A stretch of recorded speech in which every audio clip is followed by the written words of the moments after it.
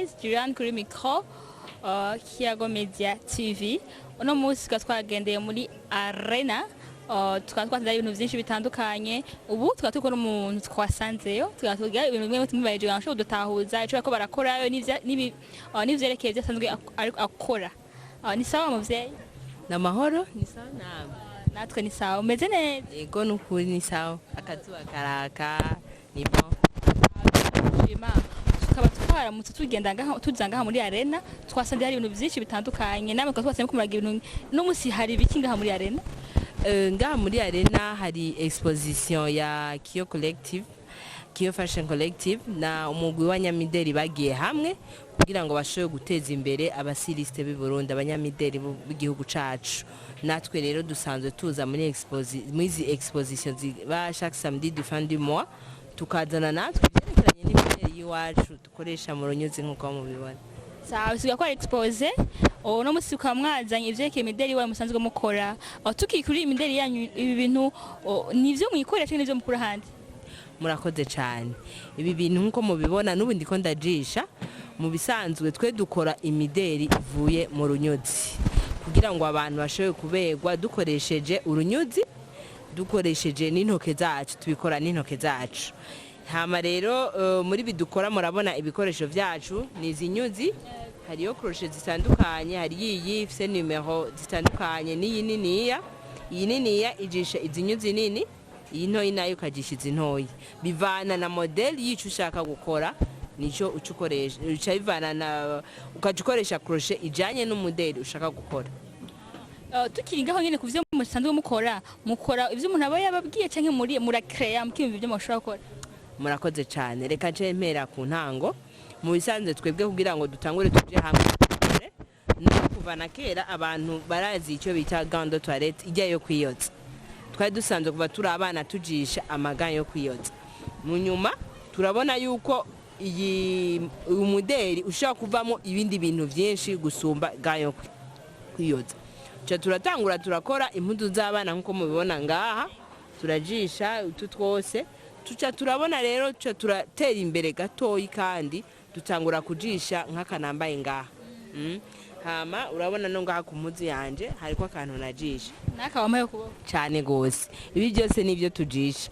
Hama nk'impuzu tuzigishija izi nyuzi, nk'aka yambaye kuboko tujisha mwene izi nyuzi. Hakaba hariho kumbe n'ibindi bitarashika ngaha tujisha ibirato twambara besha bamenye bijya biva muri Kenya mugabo nato tujishisha inyuzi twajisha mwene bijya biva muri Kenya. Rero abantu nivyo baradutuma bakagira commande zabo, ariko natwebwe turakreya tukazana bishaka. Mubona nababwiye ibikoriye abantu ntibari bamenyereye koriyijishe. Hama hariho supla. Ego supla. Hariho supla ngaha ntibari bamenyereye amasupla ajishe. Hariho amasertete y'ababebe. Ibi byose twari tubimenyereye, ariko ni mideli mishasha tuko turazana. Murakoze. Bisigura ko mwebwe ubwanyu murakrea ivyo mukora kandi nivyo baha commande murabishobora neza cyane. Baraduha ama commande. Hari abantu batora ifoto, urabona abantu basigaye baraba ama réseaux sociaux, agatora ifoto kuri Facebook akatuzanira tugashaka kugisubiramo. Hama apa yukujisha turagira nivyo kudesa. Urabona nk'iyi ni tedoreye desa, ugashira ko amazina y'umuntu, ugashira ko amajambo, gashira kwa mashurwe ivyo ashaka byose. Bisigura ko nivyo murashobora gukora aho mukayandika ko ivyo umuntu abashaka mukamuha neza cyane. Nka Kiyago murakwiye kuduha akamashe tukabakorera. Tuzoza hama tukiri ngaho mwavuze ko musanzwe muri atari wowe nyine uvyikora ari group y'abantu muri mukorera he bice bigenda gute? Murakoze cyane. Twebwe mu bisanzwe twatanguye ari kugira abafasoni twiteza imbere. Murazi uno munsi umuntu sukwirirwa yicaye gusa no kurondera kana ashobora gukora akamuteza imbere. Tuce tujame turi abafasoni bazi kujisha. Dusanzwe turi muri association yitwa Creative and Courageous Women Association, CCWA ainsi. Ariko mu nyuma twarabonye yuko twokwagura gatoyi tuca tugira ico bita begwa na crochet. Ubegwe wambaye ikintu kijishe na crochet. Iryo zina rya mbere mwari iryo rya bavuze CCWA hamana bego na crochet mwarihinduye cyane nico kimwe? Aha, murakoze cyane kumbaza icyo kibazo.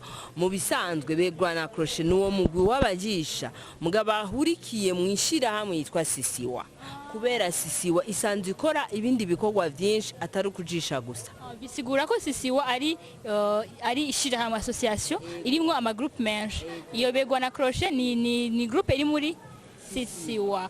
Okay, hama nk'umuntu ashimye ibintu byamshe bigenda gute? Umuntu ashimye ibintu byacu mu bisanzwe dusanzwe dufise akabiro mu Gihosha, urashaka kuhadusanga canke bakadukontakta. Turafise page Facebook yitwa begwa na crochet nyene, tukagira n'indi page yiyo association yacu. Association yacu irafise na compte Twitter.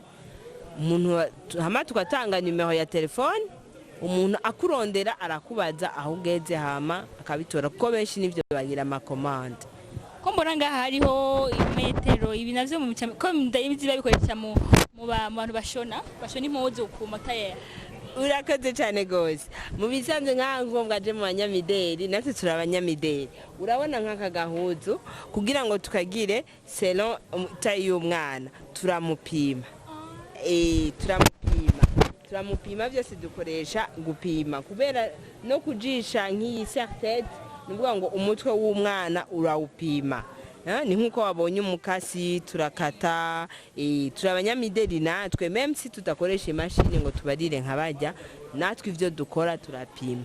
Bisigura ko nk'uhaje dufata akarero umuntu ashaka kugira umwana wiwe batari kumwe nawe. Cyane gose, uraza umwana mutari kumwe, hayo n'ubundi buhingo umuntu ashaka kurungikira ifoto y'umwana ukamuraba sero undi mwana ari ruhande yiwe ukajisha ikintu kimukwiye. Hama umuntu wavuze ko umuntu abakeneye abashaka kwasanga mu Gihosha cyangwa akaja kuri page yanyu ya Facebook. No kubona ko kuri ikiganiro boba address neza mu Gihosha ahariho. Murakoze cyane. Mu Gihosha burya mu Gihosha ntibarashira ko numero ushobora kugerageza ugati ushaka kwisoko ugashikata aho gakata. Urenganye kuri ahahora commune Gihosha, uraduga gatoyi ukata nk'uja ku isoko mu Gasenyi, ukaca umanukana akabarabara ka kabiri à gauche, urakata à gauche asubira ukamanuka urenganye ikiraro ukaca ugira akabarabara ka kabiri à gauche. Ni ku mudamu dusanzwe tubikorana yitwa Madame Seraphine, baramuzi baca bakurangira neza.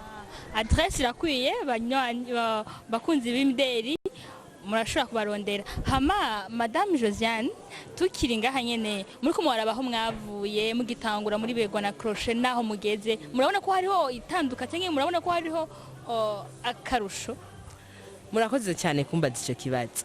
Musanze tugitangura nakwiye ko natanguye ndi kumwe, mu nyuma tuja hamwe tugira ishira hamwe. Ubwa mbere tugigira ishira hamwe twajisha turonsaga commande, ntabwo twari bwatangure kugira ibintu biguma ngaho. Mu nyuma tuja muco bita Chassa, ni chambre sectorielle des artistes du Burundi. Iyo Chassa rero ni irimo abartiste benshi bashona abajisha bagire.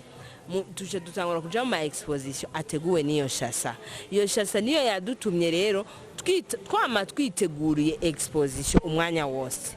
Ubu cyo dukora twama twiteguye, twama tuko turajisha ibintu ko tuzi exposition. Niho rero havuka iyi Inyekiyo collective. Iyi rero imaze kuza nayo ikiyaduha izindi nguvu. Nuvuga ngo ubu tuko turatera imbere.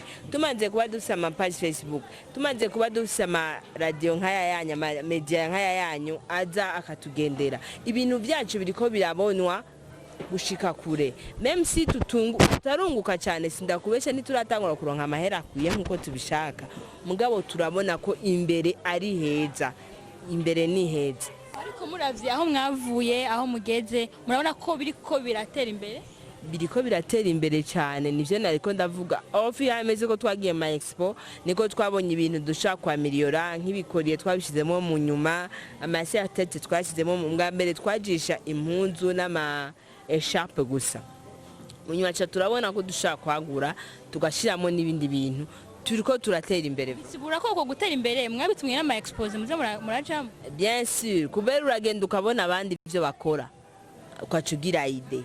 uragenda ukabona abandi ibyo bakora, ukabona abarundi ikintu bakunda cyane, ikintu gisabwa cyane gisoka nkine ni Bujumbura harashushe, nivuga ngo ntushobora gushona umupira w'imbeho, ushona akantu nk'aka anya bukebuke mugibi twagiye kubibona kubera iki tugiye mu ma expo